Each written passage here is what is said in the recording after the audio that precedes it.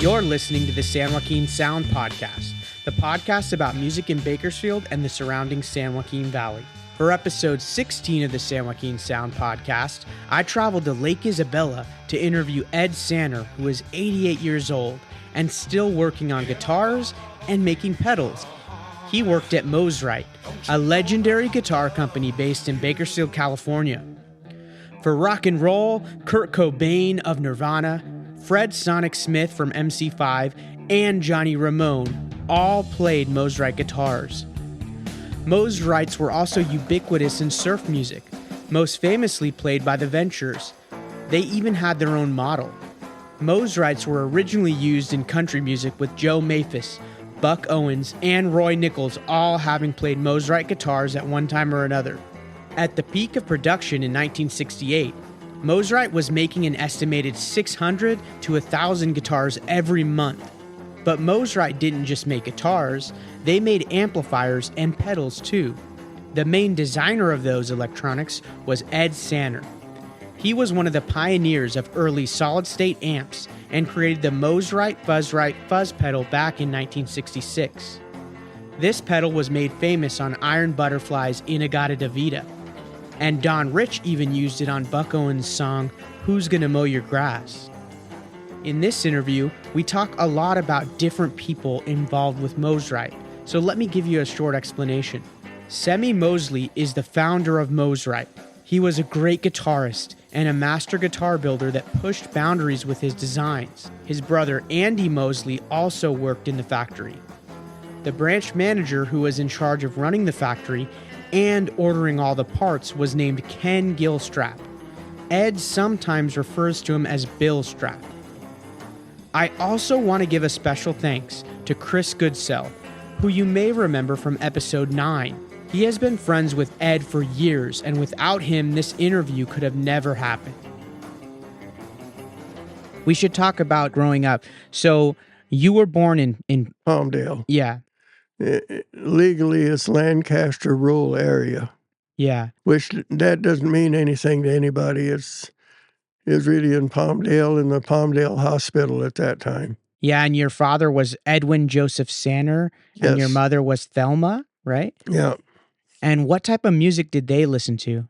Up to the point of when I was 6 years old, one of the places we lived had a crank type of record player, one of the old styles. Yeah. And you put records on it. So which the kind of music there would be the type that was the top music during the 1920s.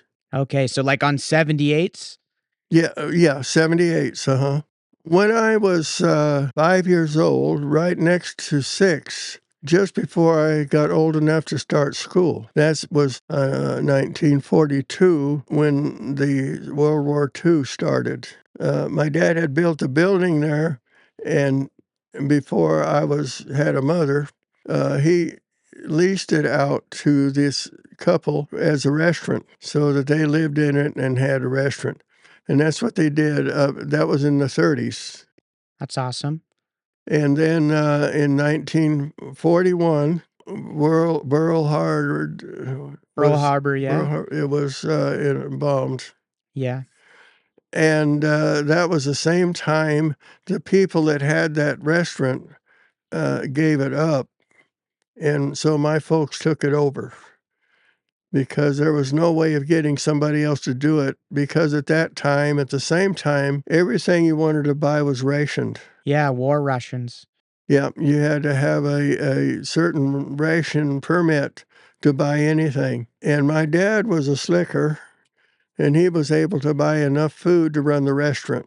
My bedroom was upstairs. This is how I got into music. Downstairs was a piano. It was really a restaurant, except on Saturday night. Saturday night, it was a beer joint. It would stay open till 2 in the morning because that's the end you can sell alcohol. I was left to just do whatever I wanted to do. I never got in trouble doing anything, except one thing. There were some boxes in one of our sheds, and I set it afire and kind of shook them up. At one time, they got really mad at me. So You said that you first started getting into music there because there was a piano? Yeah. There was one guy there that I found out later had tuberculosis, but tuberculosis could not be cured in that day. Oh, no. He would have a good time getting as drunk as you can think. He would get so drunk that he would have two people holding him on the stool so he didn't fall off playing piano. Wow. And there'd be the guy there that would play some guitar once in a while. Another guy played the button box accordion. So when it was closed the next day, they don't open till noon, and it wasn't a school day, I'd go out in front and start playing those instruments. One day I had a music magazine. It had in there a lesson on how to play the piano. Only half of the lesson, though. It had the lesson, it was My Country, 'Tis of Thee. It was a song. Well, in those days, you got to sing that first thing when you go to school. So I had it already in my head, the melody. And somebody had told me where the C, Middle C. the middle C, they told me about that. And I sat down, I played My Country, 'Tis of Thee on that piano. My mother's bedroom is upstairs, and so is my dad's. And she wasn't up yet. She heard me playing it. My country, 'tis of thee, this land of liberty. So she got all excited and got me some lessons for the piano. Cool. And we got through book number 1, which is the right hand. So I didn't go too much further with the piano other than just playing on it, messing around. Yeah. My dad had a guitar there for another guy that would come in every once in a while and play the guitar, the acoustic guitar. I tried to play that and I couldn't understand it. I'd retune it every time and they didn't like that. That was the end of my guitar playing. There was a German family in our neighborhood. One of the boys there played piano accordion. Cool. And but there was a German guy in this band this isn't really a band, but at my folks' restaurant, a German man playing the button box accordion. Oh, yeah, like polkas? Yep. Well, he could do any kind of music on it. He was good at it. So it was him and the piano, and then the other guy with the guitar playing, and they had a lot of fun. The accordion got to stay there all the time. And I would go out in the mornings before noon, before they opened, and it wasn't a school day, and I would play it. I learned to play the button box all by myself, but just by listening to the guy that played it. Playing by ear, that's cool. So God had already given me skills in music with that, because after that, anybody could just sing a song, and I would just play it. Didn't read music. And when I was probably, I think, 10, the German friend that I had, he come by and showed me his accordion his mother got him, a piano accordion. I'd already learned the piano. The right hand and the piano accordion are identical. Yeah, that's cool. And I wasn't sure how to do the bass end yet, but I could hear it. I didn't know what I was doing, but I found out I could hear that boom, boom, boom, boom on records. We didn't have a radio of any good in there. Later on, we got one for my sisters. They could hear the parades, not the parades in the street, the big parade of the Who Is the Best song. Yeah, the hit parade or something. Yeah, and I got to listen to that, and I was hearing songs played somewhere else now. Radio signal was very scarce there. There was only 2 stations we could get from Los Angeles. That really excited me. Finally, I got interested in the piano accordion, and my dad bought me an piano accordion. It was a complete different thing than the push-button accordion. Yeah. So that was pretty neat. I learned that, and I played the piano accordion mostly until I was 18. I had temporarily been acquainted with some people that were the kind of people that would move around. They'd work for harvest time in for trees and Yeah. fruits and whatever. They played the guitar a little bit, and it got me interested in that. So when I was 18, I'd finished high school. I thought I was going to go to junior college. It didn't work out, and but I bought myself for my birthday a guitar. Yeah, see, the price on it was $18, brand new. Wow. Called a Stella guitar.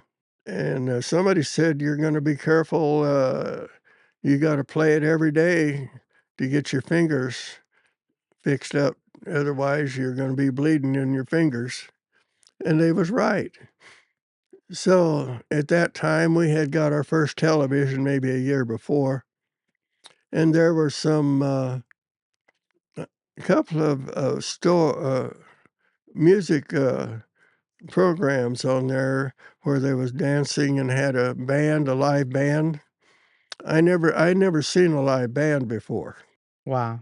Could I ask you a question Sure. about the TV set you were talking about? Mm-hmm. I read that you started repairing that TV set. That's when you first started working with electronics and Yeah. tubes, right? Yep. Could you tell me more about that? Yeah, it was a 16-inch screen. I had to talk for months to get my dad to get it. Actually, he got it about the same time I got my driver's license because I was getting in trouble all the time driving into Palmdale to the movie theater without a driver's license. And I kept getting tickets for doing that until it made the judge finally say, you get a license or I'm going to put you in juvenile hall. I didn't know I could get one at 15, but it did. Yeah, we had a hardship in the family, and I could because of that. So I got it at 15, and we got the television about when I was about 14. And who taught you to repair it like that, or did you just learn yourself by tinkering? Well, actually, as far as television, I had to learn by doing, but in high school, in those days, you could learn a trade in high school, where I had all kinds of things I could learn on how to build and make and work, and part of that was learning radio signals. There wasn't many TVs around at that time, but they had radio signals so that you could get a radio. In fact, one day it was a big deal. The teacher brought in something. He says, this is it's what they put in a radio. Transistor? A transistor. Yeah, it was a yeah. transistor. It was a little bitty tiny thing. He held it up and he says, that's all you're going to learn about transistors is that. That's what they look like. But he had taught us how tubes work. We had a contest finally in there. One kid got a A+. He bought a kit. But the difference is he had directions and a pile of parts to put together. Mine was made out of scraps. And of Cool. course, in school there, not only electronics, they had a place there that you could work in wood and metal, aluminum or anything in there. And so I got to learn how to work all those tools. That came in handy later, right? It did. So did you go to Antelope Valley High School? I did. I think it's cool that in high school you were able to take all these classes that you really took all the stuff they taught you and were going to use all that later. That's really awesome. You know, what really gets to me is later on, for a while I had my shop to fix guitars and amplifiers and build and whatever in my garage at my home. And there was a half a dozen kids in the neighborhood was interested in that. So I told them, I said, well, the next time they set up your periods of what you're going to have for classes, tell them you want the electronics class, and then you can learn it. They said they don't do that. And I thought that was terrible. Yeah, I wish they did that when I was in high school. I think some high schools might have classes like that, but it's not an every high school thing anymore. But I had another question about this time. I heard that you got really interested in the tape echo effect. right? Oh, yeah, that was years ago when that first came out. Yeah, and what did you do? I made one. Yeah, that's a complicated effect. It has a tape reel and a tape. It's not just some transistors, At and that's that hard to make. At that time, they had these low-cost tape recorders that you could take home. They weren't very big. They would take the 7-inch spool, and you could sing on it or play guitar on it. It had one microphone with it. Okay, from that, a friend of mine bought one that was one of the first of those tape echo chambers. And I'd seen what he did to make that. And I thought, you know what? I bet I can build one. I did. I bought the parts from the company that made that that tape player That's cool. as a unit, and I bought the parts, the little motors and everything, all of that. I bought their parts, then put it together to be an echo chamber because you had to have an extra electronics in there to make it echo. Yeah. I have a question about that tape echo. Was that the first pedal that you built, that tape echo? Well, it wasn't really a pedal. It was more like a tape recorder. Yeah. Well, I guess the first guitar effect you Yeah. built. Yeah. Yeah, it was effect. Yeah. Because that was before you started working for Mosrite. Oh, when you yeah. built the A tape. long ways Yeah, before yeah. that. I look back here and I see this guitar from R.C. Allen. Weren't you friends with him? Is Yep. that where you started learning about guitars? He helped a lot. When I left home, I went down to the El Monte area of Los Angeles, and that's where I met him, Dick Allen. The guys that I was playing with, they let me sit in with them, which excited me. I get to play music with other people when I got there to El Monte. Dick Allen, and he had a Gretsch guitar, electric guitar, with his name in it, you know. Yeah, in the fretboard? Or was it In on the fretboard. Oh, In the wow, fretboard. cool. It got him interested in guitar making also. But he knew every musician that was in the LA area. He had me over to his house. I could listen to some of his Chet Atkins records. And I went ahead and bought the Gibson. It's usually right up the top up here. It's an electric guitar. Is it like the ES? ES 175. Cool. That's what it was, ES 175. And that's when I started playing electric guitar. One day we was playing music together, and he played mine. He said, you know, you need to get yours set up. I said, mean set up? This is a Gibson, $120, which now is $1,020. Yeah. He decided one day to make what it is you put on a guitar to make it look pretty with your name on it.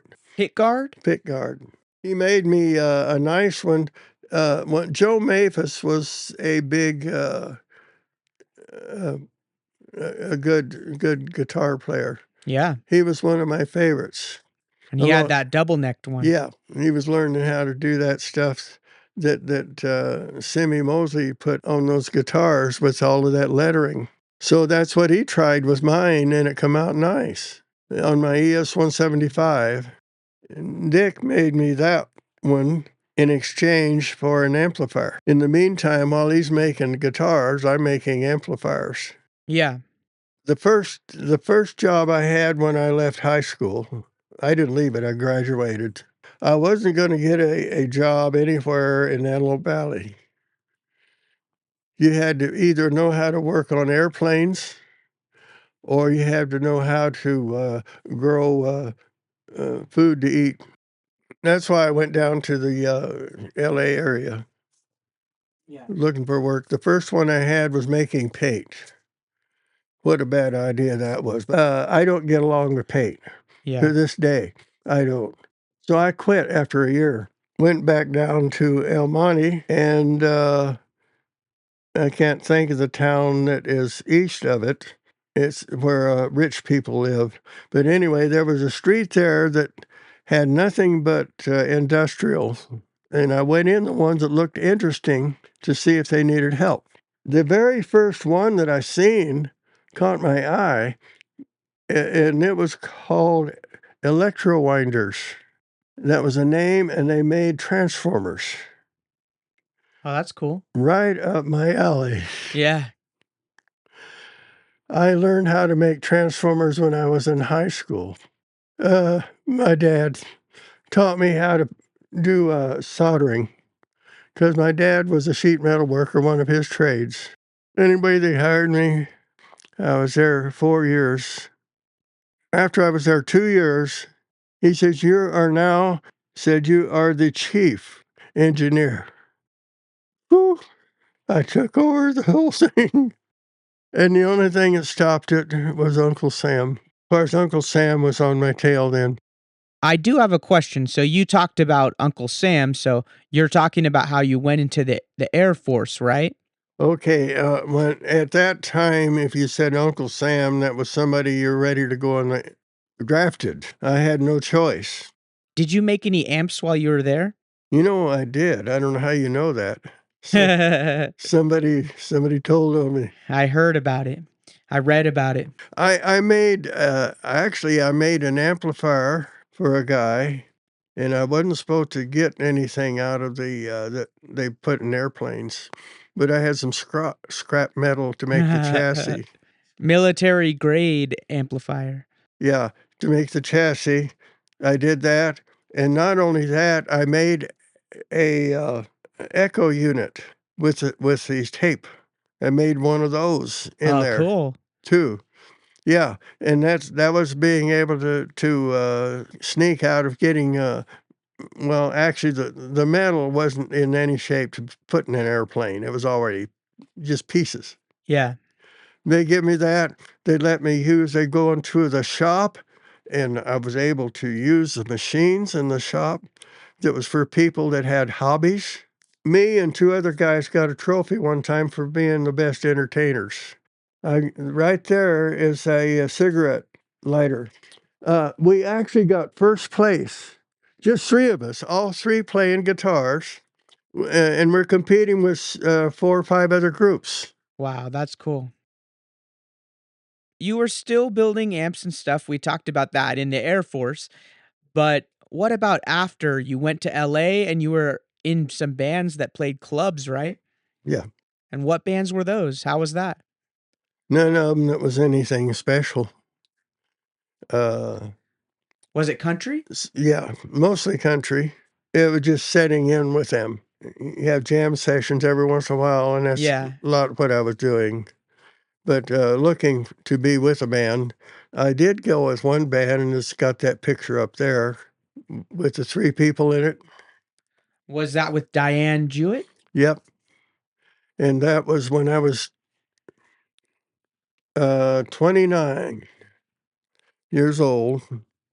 This is before the aircraft thing. Oh, okay. And you were playing bass. Yeah. No, I was playing guitar. Playing guitar. That's the guitar. That's right. Yeah. That's right.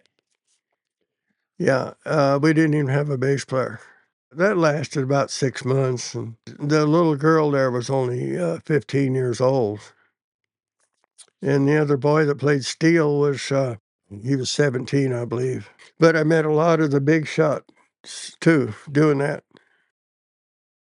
How did you get to Bakersfield?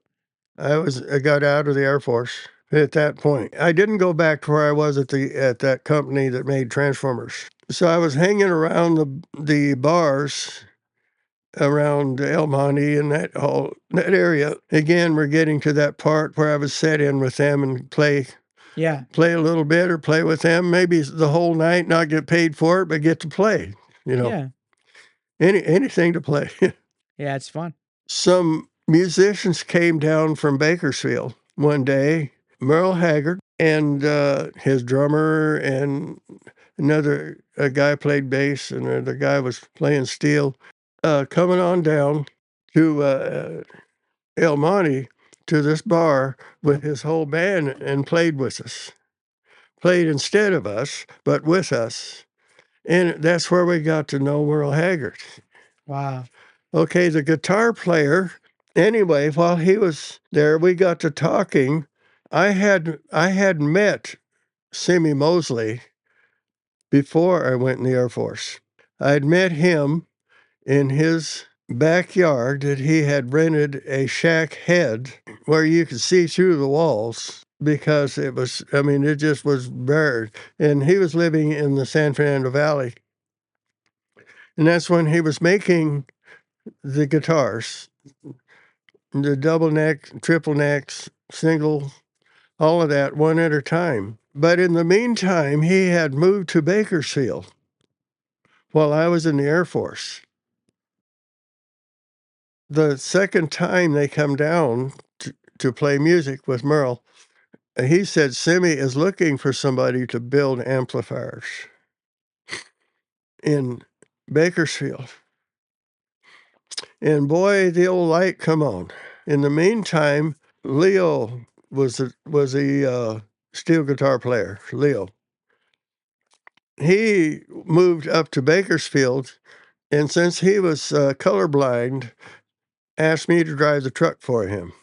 So he rented a truck, and then I drove it all up there.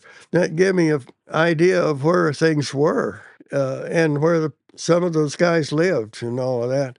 I went up and I talked to Semie's brother. Andy? Andy, yeah. I says, I was talking to, and I mentioned the other guy. He said, you want somebody to make you amplifiers? He says, yes, sir. And so he hired me. So then I had to drive down to Bakersfield and get a trailer and haul all my stuff up there.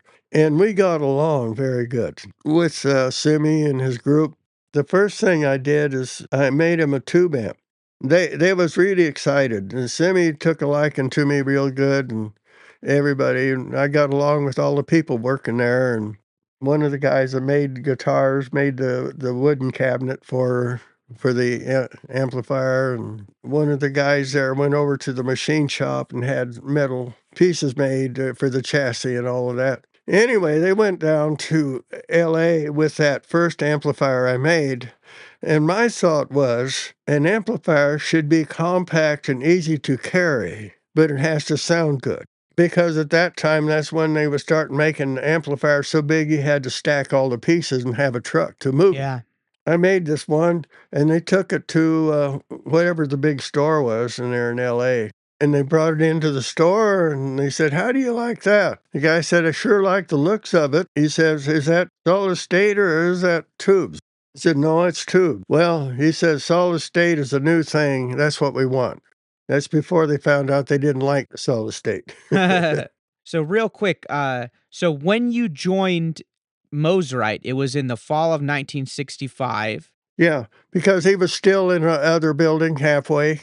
Oh, halfway. Oh, so they were starting to move from 1500 to 1424. Yeah. Yeah. One was on the north side of the railroad tracks, the other on the south side. He ended up on. Yeah. But in the meantime, everybody's talking solid state. The purchaser to get the parts for the guitars and stuff and the wood and whatever, he knew something about electronics too.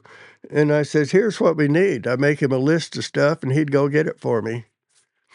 And he brought me some transistors and a few things like that, whatever I needed. Who is that?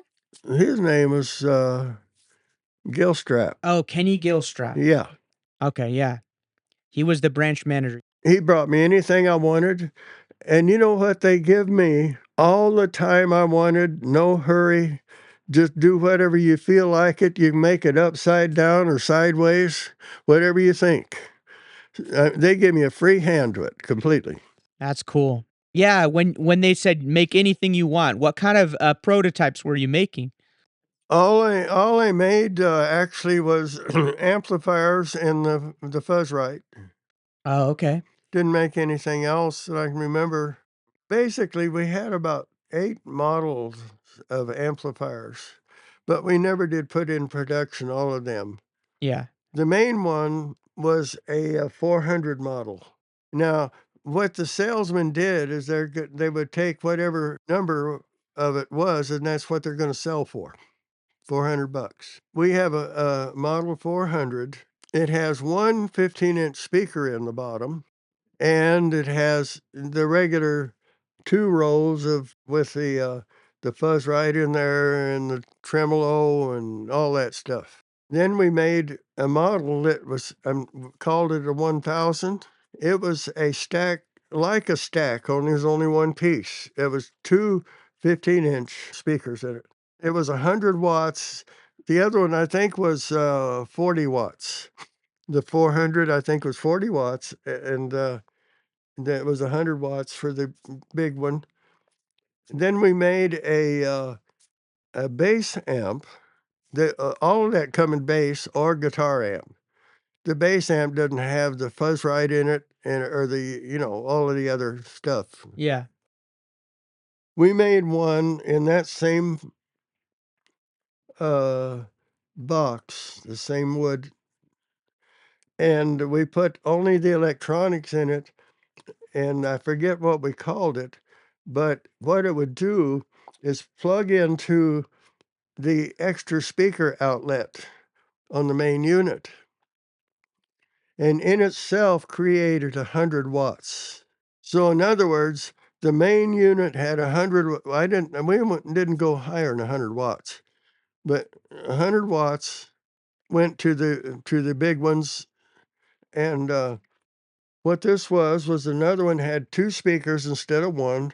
Just having 2 speakers really makes it louder. It has only a power amp in it. Doesn't have tone controls or anything like that. It's made to fit and plug into the master amplifier. Only has a load of 2 speakers, and then you got the extra box. It has its load taken with the extra amplifier, but there's no controls on it. And I forget what we called it. I think we called it a 900, it could be. We were shaking the rafters off of that building. My ears rung for weeks. Wow. We did sell a few. That was 8 15-inch speakers. Just the speaker alone was $100. You couldn't burn one out. I mean, really good sounding. Anyway, in the meantime, going back for a minute to the steel guitar player that I met in El Monte, he had a Fuzzrite. No, that was a Fuzz tone. The Fuzz Gibson tone. Maestro Fuzz tone. Maestro Fuzz, yeah, that's what that was. He said he had one of those and he likes it, but he said there was 2 things he didn't like about it. He says, why don't you design one that fixes that? But I'm working there at Mosrite. He'd already moved to Bakersfield, my steel guitar player. Yeah. And he said you need to make one that have better sustain on the high strings. He liked to get a violin sound. When you put it on cement floor, it wouldn't work as well. And he says, how about you making something that'll fix that? I said, well, I guess we'll do it. So the guy that buys all of the materials went over and bought me one to look at from the Gibson. And I didn't copy the circuit. I had to find out what they were doing. So I put it on the oscilloscope, which means you're putting a signal into it, and you can see the signal on the oscilloscope, which is like a television for music. I looked to see what kind of signal that was doing to it. And actually, it was a simple answer. You're overdriving everything, and that makes it shape different. Instead of being a smooth, it has sharp corners and it shapes. You see the lines that had sharp corners on the oscilloscope. And I thought, I see what it does. I opened it up to see what was inside, and it was made with transistors. And so I started putting together some stuff. I just figured all that's doing is distorting it. It's overdriving it. Too much signal into it, and that's why it's doing that. Yeah. So when I knew that was happening, I didn't need the other one anymore. So I didn't really copy the other one. I just copied the idea of having a fuzz. And I come up with that, and at that same time, I'm making amplifiers with transistors also. We made 1,000 a month of those fuzz tones until he had to go out of business for another reason. The Fuzzrite, right? That's what you called Fuzzrites. it? For I think it was about 4 years that we made those. And that's what you came up with the name, right? That was your idea. Yeah. That's cool. I did pretty good at making up names. Yeah. I'm illiterate too. That's rough. Maybe that's why I can think of stuff. I think I found the guy's name, Yeah, Leo LeBlanc. Leo That was LeBlanc. the steel guitar player, right? Yes. Yeah. That's a cool fact too, because you originally made the Fuzzrite for steel guitar, Yeah, not electric guitar, and that's most people don't know that. that's right.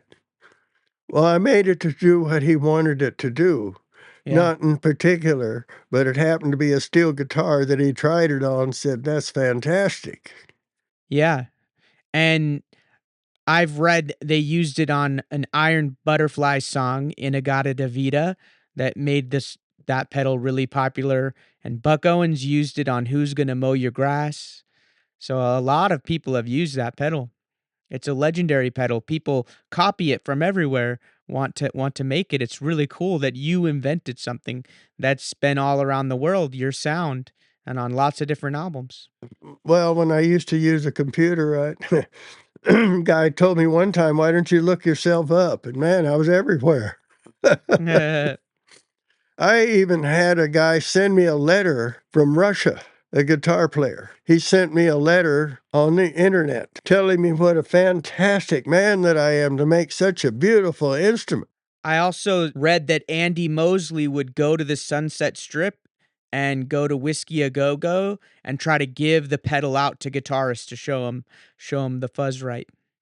That could be. I didn't know that, but he could kind of be the manager when Semie was out running around with ladies and all whatever he wanted to do and go on trips here and there. It kind of put him out of business by making so much money, he thought it would not end.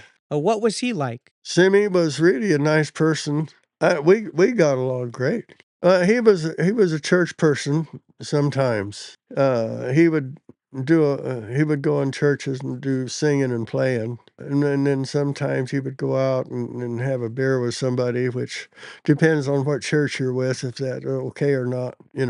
It didn't sit good, but he had problems with his wife at times, and just lots of stuff. Well, what was he like as a boss? Very lenient. What he wanted to do was he was a good designer. He would show people what it was, and he'd have his help do it. He might make the first one, but then he would say, "This is what we want now." And he would have the guy that worked the wood shop doing it, and the guy that did the paint doing it just right. And now Semie could do any of that himself because he made them all himself for many years. Yeah. But there, he would just tell them what he wanted. There's one thing, but I don't think I'll mention that. Don't write it down. He was very friendly with everybody else's wife. Ah, That was a situation that one was really bad with him.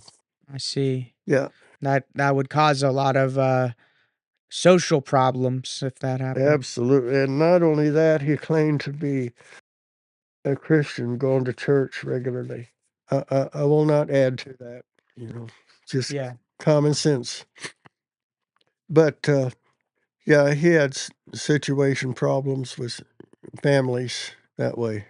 Wow. Yeah. So I had another question. So when you got there, I think they had just purchased Dobro, right? Yes. So a lot of people don't know. I think most people have seen a resonator. It's a metal guitar, acoustic guitar, all made of metal. It was really popular before amplifiers were easily able to be made because it was so much louder, it resonated. Yep. And that was invented in Taft by the Dopiera brothers, right? Rudy Dopiera and his brothers had a company that started that. That's right. Most people don't know it comes right from Taft, which is right really close to Bakersfield if Let you me didn't let know. me give you the complete story of Oh, I'd why. love to hear it. Okay. I had worked there already about maybe a year when he bought that company. Semie's thought was he was going to take the dobro just as it is, instead of putting the metal top on it. He was going to make it wood and make it a solid body guitar out of wood, and with like a Gibson, not electric. Yeah. And that's what he was going to do. I heard that they really wanted the machines that they had too at the factory. Exactly. That's what he wanted, was the machine to form it in the wood and glue it and everything. That's what they wanted. One day he realized he wasn't doing much, and there's all of these parts for guitars in there, and he had put me in charge of that to put them all together. So that's what I did. I took a vacation from making amplifiers. By that time, I had made several of them that we were selling. Yeah. And we could make them 10 at a time. So I had some questions about some of the Mosrite amps. So I guess there was 4 different types. There was the ones that you made that all say Mosrite Electronics, right? That's in a small label somewhere. It says the electronics in the back. Okay. And then there was some of the tube amps that you made that weren't really sold. They were more like prototypes, right? Well, we had 2 inventors for that too. They had some that I made and some that another guy made. Howard Dumble? Howard Dumble. He made some first, and then they couldn't get along because Semie wanted to make all the money and told him to get lost. So he started making his own. He made a real good one that people, they were paying him what, $3,000 or $4,000 for one he made. Yeah, his amps got really popular, but he only made a few a year. He was very reclusive. Yeah. I was wondering what he was like when he was working at Mosrite. When I got hired there, I was there about a week or two, and he come walking in, and I met him. So he didn't care that I was there. The only thing, though, is there was a schematic for the one he made, and Andy gave a copy of that to me to look at it to see if I wanted to see it. And I said, yeah, I'll look at it. And at that time, it was before he set my shop up in the building there where they're making guitars. I had rented a house, and I had a room that I made a little room in there for me to make amplifiers. I had that schematic there, the drawing, was up on the wall by my workbench. Then he come into my house that day, and he seen that, and he was madder than a wet hen because that's his design. He thought I was stealing it. Oh. I didn't ask to look at it, and I didn't want to look at it because I didn't need to look at it. I knew what was in there already. Yeah. Because he copied Fender, and I'd worked on Fenders myself. So they was actually the same as a Fender except for a couple of things on the tone. He had a better tone than Fender did. And that's what those guys were wanting. But they wanted a full blast thing, where they can play it real loud and have it sound a certain way. He was only mad for a minute. Yeah. And so because he was really mad because they had made a deal with him, and they didn't follow it up. Yeah. It would have been a deal that would have been good for everybody. Now, I didn't care what kind of deals. If I'd hear and they're paying me, I just made them, Yeah. Semie, he had a contract with the Ventures, and it was a hard contract. It was good to start with, that they had to buy so many dollars worth of guitars every month. That way, the workers would be working all the time, and they would make those guitars. And then the Ventures now is a corporation now, besides their music. Yeah. They're having to pay Semie for every guitar that they have in their warehouse. And it should have been everyone that sells. It was everyone in the warehouse, and the warehouse got fuller and fuller and fuller, and people quit buying them. And they're still having to pay Semie for these guitars that there was hundreds of them, literally. Wow. In 2 different places that they had that stuff stored, and nobody was buying it. That caused some problems, and Semie didn't want to break the contract. because at that time now he's spending money like he's a millionaire. You know, he had a Cadillac, what was a big one at that time? Eldorado? Eldorado, I think it was, yeah. Something like that. He was driving that, and he didn't want to give that up. He didn't want to give up all of his stuff. He should have changed his way of life. He ended up not having any money because there was a lot of problems in that. He couldn't even pay the people working there. Wow. And see, now that he's dead, we can say this. It got to where on payday, the guy in charge of that bookkeeper, he come down, everybody working there would get their check and advised to go and get it cashed now. He'd give it to them right after lunchtime, and this is your lunchtime, go cash this check now.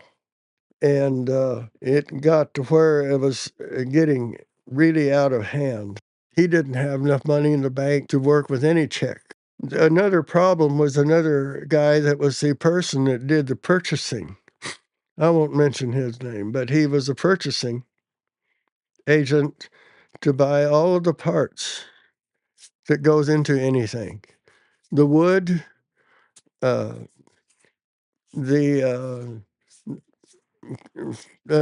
tone controls, the strings, everything that he had to buy to make those. And they were still trying to make them, and they did make them, but now they didn't have money to pay the supplier of the parts. The guy that used to buy the stuff overbought a lot of stuff. And what that causes is they have a bunch of that particular item in the shelf, but they can't get wood because they didn't pay their bill. They didn't overbuy on wood. So they've got volume controls, strings and frets and everything you can think of to build a guitar except the wood. That's pretty important. The main part of it. What this guy was doing is somebody say they needed 100 screws of a certain size. He would get on the phone and he would say, we need 1,000 screws. Or it might be the knobs that go on the tone control. 100 of those right now today, but they only needed 10. That's all they put together. And what they did, he was overbuying parts, everything that goes onto it, which included the lumber. And he could not get any more of anything till he paid bills. He owed not only everything else and not paying his people, he wasn't paying anybody he was buying materials from. So that put him out of business. And this was the person that did the purchasing. He was pocketing it for getting a special $50 or $20 or something like that because he made a kickback. That's it. Who was in charge of purchasing? Well, I don't know if he's still alive or not. That was Gilsap. He and I was the reason we started that's when Semie blew up. We had a guy that was a good salesman, with Mosrite. We started Rosac. Yeah. That was a guy named Rosenberg. Morris Rosenberg and Ben Sacco. Yep. And that's funny because Mosrite is a mixture of two names, right? Semie Moseley and Reverend Ray Boatwright. Mm-hmm. And Rosac is as well, to mix Rosenberg and Sacco. Yeah, and one of them is a Jew, and the other one he was Catholic. They had a company called the Sierra Bag Company, and they made burlap sacks. Yeah. Then they expanded to the Sierra Iron and Metal Company. That's because of this salesman that we got from the Mosrite Company. He was a salesman for the whole country. Ralph Scafidi? Yeah. Yeah. Now, he was Mary Osborne's husband. Yes. And we were friends. So amazing trumpet player, right? Yes. He was a very good musician, but he had some attitude sometimes that was pretty bad. Oh, boy. But anyway, he was a salesman. Went all over the United States. He had a brother back near New York, and they were selling our stuff back there too. Ralph was a little bit shady.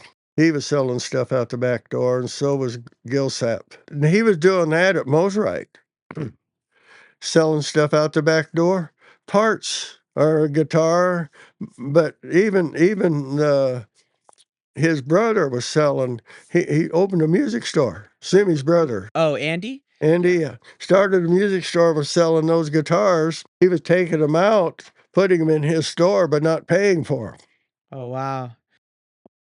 Yeah, Gene Moles he was the head one to check the quality of the amplifier, of the guitars and amplifiers, actually. Yeah, we got along good, too. That's great. And he was a good musician, too. They had me doing dubs. Yeah. Semie had me doing dubs for his label, his record label. Yeah.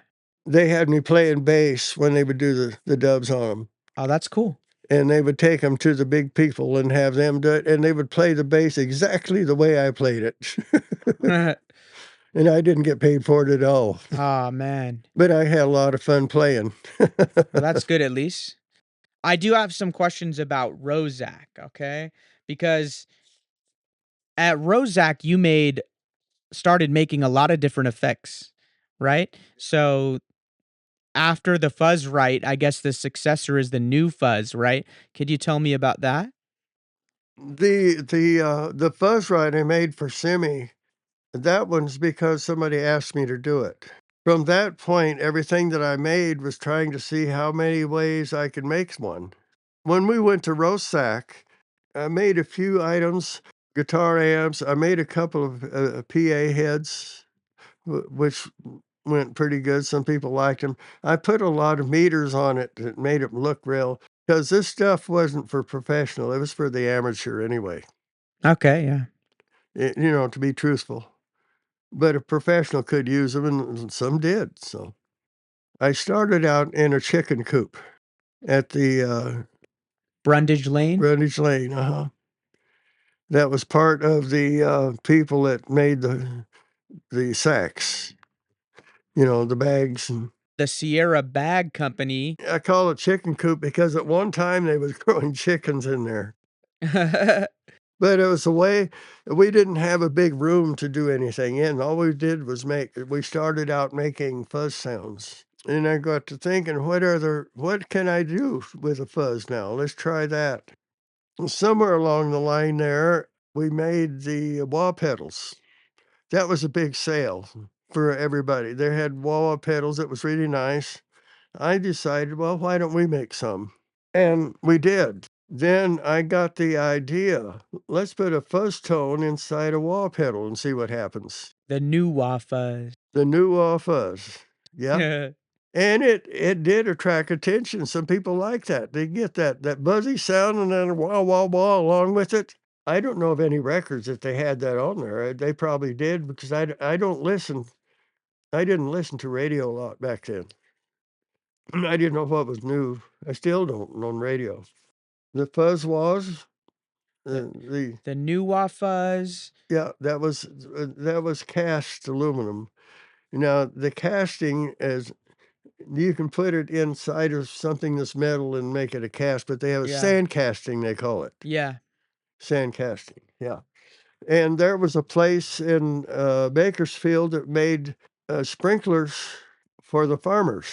So where the thing would go is shoot water about 50 feet in those aluminum. So they was making those aluminum things. And yeah, that's something that, one thing Gilstrap was good at is finding people that would do stuff.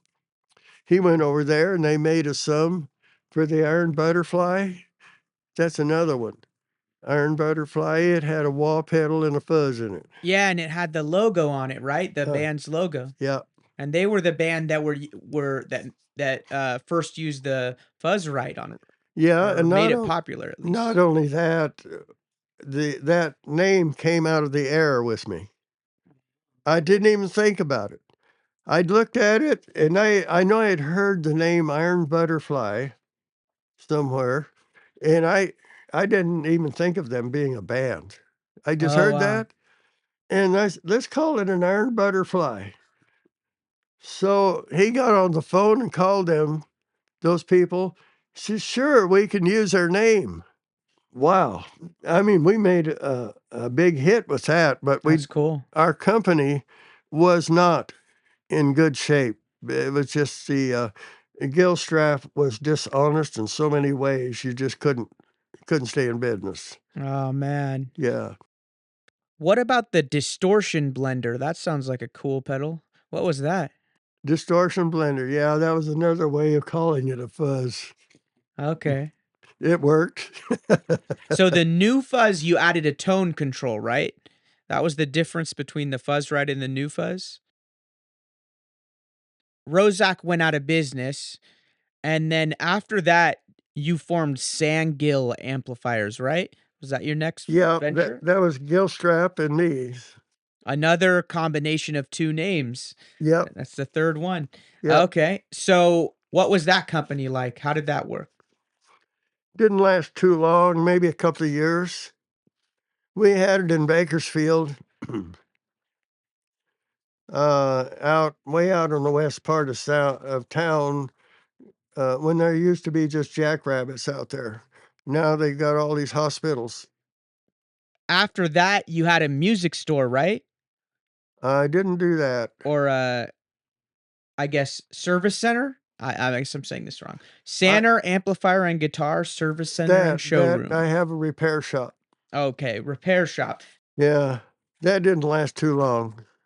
All right, but you stayed. I guess after Sandgill Amplifiers, you were doing repairs, right? What were you Yeah, up to? it's when I gave up being a partner.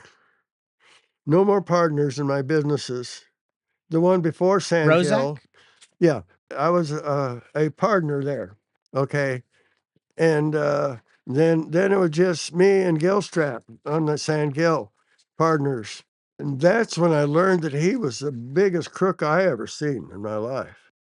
And we got one of the big singers in down near Hollywood there that would give us money to go to business to make it big. So some money was put into that business. My partner had a way of getting the money. That flopped. We did it for 2 years. 1 year in Bakersfield, and then we moved down to the LA area near the ocean at another place because the people that put the money into it wanted to see what we was doing. We had that one guy just stealing left and right. Wow.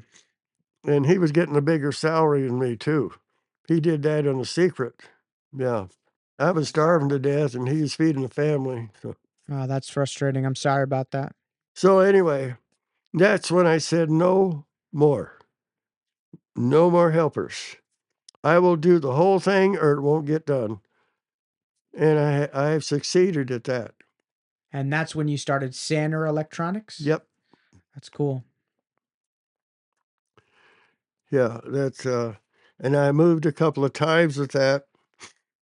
And that's when the realtor had me go up into the shopping center that was up on the hill on Yeah. the east side there, Yeah. up in there, and that didn't work out. The overhead was just so much, and I made a mistake and I hired somebody for a week to help me. Then his wife got mad because I couldn't pay him. So Oh, I was in man. trouble. And so no more. See, with Bob Shade, we are not partners. Is he the one from Hallmark? He, Or yeah, yeah, he's okay. from Hallmark. Well, see, he knew the same people that I knew with Semie Yeah. because the people that made Hallmark used to work for Semie. Bob and I, we're not, we're like I said, we're not in this together. We are Yeah. together, but I have a word for it and I can't get it up right now. He had been in Bakersfield in my shop. That's where we met years ago, many years ago. My last shop in Bakersfield, and that was in the east side of town. It was in a garage. Mm-hmm. And that's where I had my Sanner amplifier when I started going just alone. You know what? I'm 88 years old, and I'm in the process of making some more of the fuzz units. It's cool. But I am a little bit restricted because of not big buildings. And my metal shop is at the tin building there, and it's so full of equipment that I have to open the door to use it.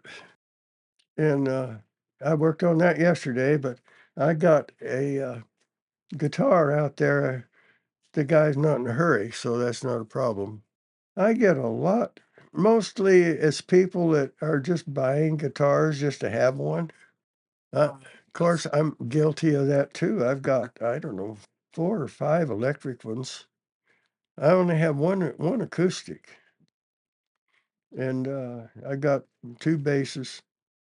Actually, I guess since I met Bob, we have come up with more units, different kinds. He was getting some ideas, and I was getting some ideas, and I put them together, and that's what we come up with. I've got one of them behind you in that cabinet there. I think you can see it with 3 knobs on it. Oh yeah, the fuzz blender. That looks Uh-huh. cool. That is kinda neat because, most of the fuzz tones is all this fuzzy sound, no matter what you do with it. You know, it's "oh, ah, or whatever, but this one here, you can blend it in. Oh, that's cool. You can have like a speaker will go bad sometimes, and it just has a little hiss in it. You can get that hiss, that's a little bit with that because you have control of it. And, some people bought it. I gotta make some more regular ones now. I tried to, but then the rain came and I'm stopped right in the middle. One of my buildings out there is my sheet metal shop.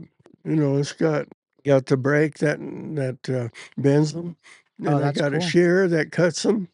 I got a punch press that I can put different size of dies in it and punch holes that are square or rectangle or any other way. Wow. Yeah, and I got them one by one over the years, and right now I'm supposed to be building some for our next order here of fuzz units. Oh yeah, the Fuzzrites, right? Yeah, That's cool. and don't know what it'll be called, but it'll be of that. Awesome. So I'm still doing that, and I got another shed that has a lot of woodworking tools and saws that I have out in the carport. I had buildings in Bakersfield. I don't know if it means anything. I drove bus for 11 years. Yeah. I started with school bus, so then I went to work for another a charter bus company. When you look back at your career, do you have a favorite invention? I don't think anyone in particular. There's just I don't know. See, I believe in God. God has given me ideas that were really good. I couldn't have thought of those things all by myself. But, I have too many friends that I was playing music with in all these years. One by one, they're in the grave. And so I have get to play bass at the senior center for the old people, That's great. and I only get to play rhythm guitar in church because they're playing the new kind of music, which is awful. That's terrible stuff. What's the new kind? Huh? What's the new kind are they playing? Um, it's like having 3 notes in a song. Uh, Bop, bop, bop, bop, bop, bop, bop, bop, bop, bop, bop, bop, bop. Do that for an hour. Same 5 words going for 20 minutes, you know? And I tell them, I said, the people that wrote those songs need a music lesson. And they don't believe me. But they're young people doing the songs. So Well, that's awesome that you're still playing bass every Sunday, and I think it's cool. We talked about it earlier that you're making these pedals for heritage, and you're still able to make your designs that you invented and share them with the world. It's awesome. Thank you for letting me interview you. I really appreciate it. Yeah, not only that, I make the metal can that they're made in. I have the machines to do that. Wow. Because, when we first started doing reissues of those after the two businesses that we was in that was big. Yeah. Rosac and Mosrite. Yeah. After those was out of business, I went on my own then. But anyway, what's his name at the music store down there? The old music store. Artie, yeah. He one day says, why don't you make us about 50 of those fuzz tones? And I thought, hey, that's an idea. So I made him 50 of them, and I made the metal can to go in and everything. And I had to get the wording on it made from a place. Otherwise, I made the whole thing. And then he called back and wanted another. I think we made 100 on the first. No, we made 50, and then we made 100 of them for him. That's awesome. And then it wasn't too long after that when I moved up here is when Bob called me one day, said, I met you in your office. He said, I'd like to make a deal with you here. And we did. We come up with a deal that is really nice. I don't know, about 5 or 6 different kinds since I've been with him the last 20 years. And I got to make some more of them. And I say got to? Well, I get to. I feel honored to even meet you. It's so cool. Well, that makes me feel, I don't know how, but I feel good. You ready? I'm ready. All right, let her go, Joe.